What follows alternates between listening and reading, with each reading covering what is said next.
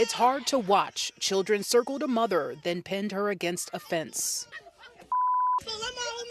Dragging the mother and her son to the ground, continuously beating them. These children are going to have to live with this for the rest of their lives. And the children are our future, so it's not fair. Police say it started when the 33-year-old mother, her young son, and daughter were walking near 106 and Bensley in the South Deering neighborhood. A group of kids then started chasing after them, calling them names and taunting them. Both the mother and son were beaten so badly they were taken to a hospital. Word of the attack spread quickly on social media, causing outrage among many parents. One day after the attack, demonstrators showed up at Orville T. Bright Elementary School after some posted on social media threatening to harm the children behind the attack. Several police officers showed up blocking the entrance of the school to protect kids inside. Shanice Davis lives in the neighborhood and says she recognizes the attackers. This is not the first time the kids have done this. Just talk around the streets that these kids have pretty much been raising themselves and they have not been held accountable. They have vandalized cars, they have harassed adults and children. To know and to find out even now that other families are affected by this. We're meeting families out here that their children been bullied and been beat on. Chicago Police District Council member Joseph Williams was inside talking with the principal, the mother, and CPS administration. Accountability is going to be key because if this has been going on, we need to make sure that principal be held accountable for her actions as well. This should have been documented. Parents should have been called to the school, and we got to make sure all around that is some type of accountability that's happening here. Surveillance video shows a teacher slamming the boy to the ground inside the school on October 30th. The 5-year-old's mother, Guadalupe Rodriguez, tells me her son has autism and is nonverbal. This is trauma that my son and I will carry forever. What went through your head when you saw that video? If I'm being completely honest, I dropped to my knees and cried because I didn't expect to see that. I wasn't expecting to see my son be treated in such manner. Rodriguez says her son came home limping on the day of the incident. So I immediately knew something was wrong. I took him to the urgent care and sure enough, he had a fracture and a sprained ankle. She wanted answers, so the next day she went to Wild Peach Elementary demanding the principal open an investigation. That's when she saw the video and asked for more.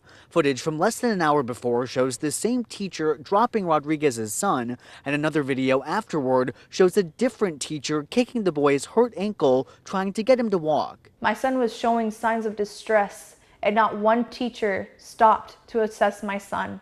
Nobody cared. Columbia Brazoria ISD tells KHOU 11 that the 2 teachers involved were fired. Are you relieved that they've both been let go?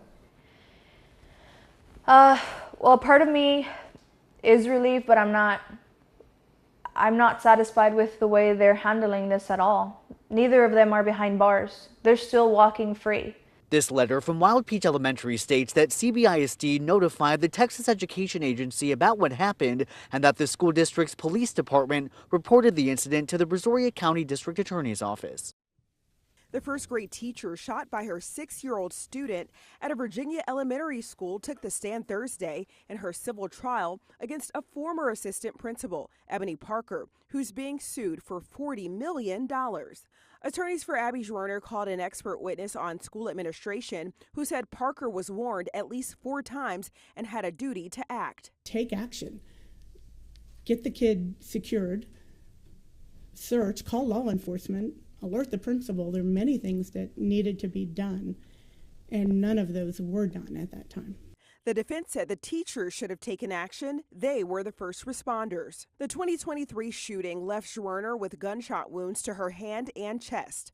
Schwerner's lawyers introduced body camera footage and police scene photographs into evidence Wednesday. What's your name? I thought I had died. What did you see right before you were shot that day on January 6, 2023? The look on the student's face is a large memory that I have. Schwerner's attorneys calling to the stand a psychiatrist who testified Schwerner has suffered post-traumatic stress disorder. She has everyday reminders, permanent physical scars, reminding her of that particular day. The trial could set a precedent, holding school officials accountable for a school shooting. I'm Sherelle Hubbard reporting. Wow, it's just absolutely just gut-wrenching. It's appalling. Mayor Brandon Johnson following a day of high emotion at this far Southside school. I just think that it's an outrage, and I just feel like we got to do better as parents, maybe a community, maybe as a school, and this could have been prevented. The Monday afternoon attack happened down the street from Orville T. Bright Elementary as a 33-year-old mother was walking home with her children, including her 9-year-old son, who relatives say has long been the victim of bullying. Video shared tens of thousands of times on Facebook shows a woman being punched before the assault turns even more violent. We blurred the faces of those involved because they're minors and no charges have been filed.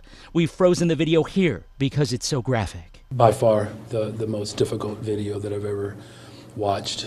The pain and the suffering that family endured was quite horrific. That's crazy. Kids is fighting adults. Where's the parents at? Why are they being accountable for it? Top city officials, along with representatives from CPS and CHA, meeting at the school with that injured mother, who's now being relocated along with her family. Of course, we want to make sure that there's accountability, but there's also something very disturbing about children carrying out such a violent act. There's clearly a need for some intervention there as well.